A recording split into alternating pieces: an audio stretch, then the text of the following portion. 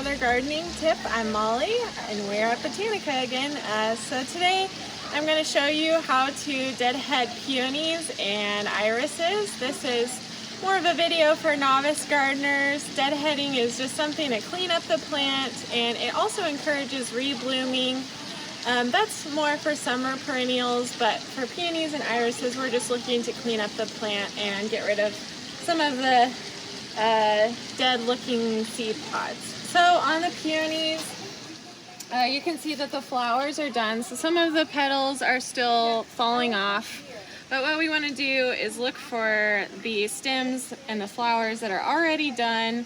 So here you can see the seed pod is already forming.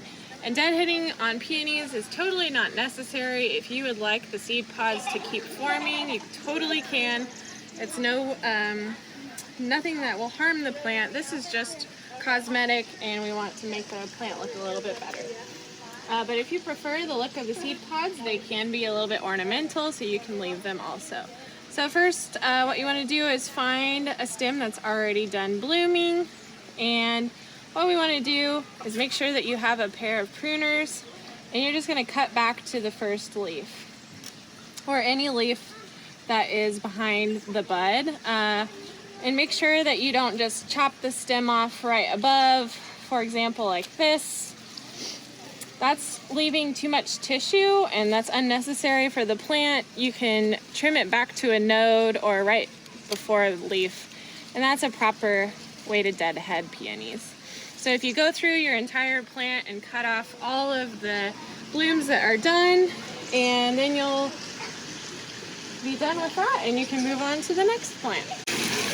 Okay, next I'm going to show you how to deadhead irises. So some of your irises may still be blooming, and that's totally fine. You can leave those alone, but if you have some irises that you want to get cleaned up or just get a jump start on, you can go ahead and deadhead those at this time. But also, again, it's just cosmetic. If you want to leave them, that's just fine. They'll just dry up and shrivel, and then you don't have to worry about it. But this is, again, just cosmetic. So we're going to go to a stem that's done blooming. You can see where the old flowers were, and what we're going to do is take the stem all the way back to the first leaf that you see on that stem and cut it off.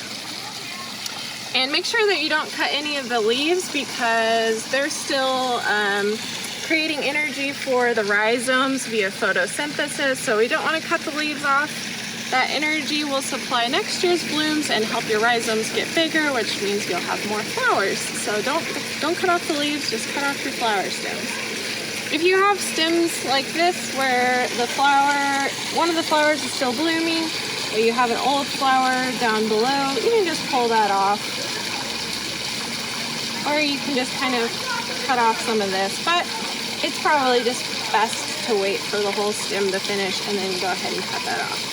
So this is just to clean up your garden. It gives you something to do out in the garden. Almost everybody has irises and peonies in their yard. Maybe you got it from a family member, but they're really common, and this is an easy task to do. So get outside and have fun with it, and we'll see you next week for another gardening tip with Molly.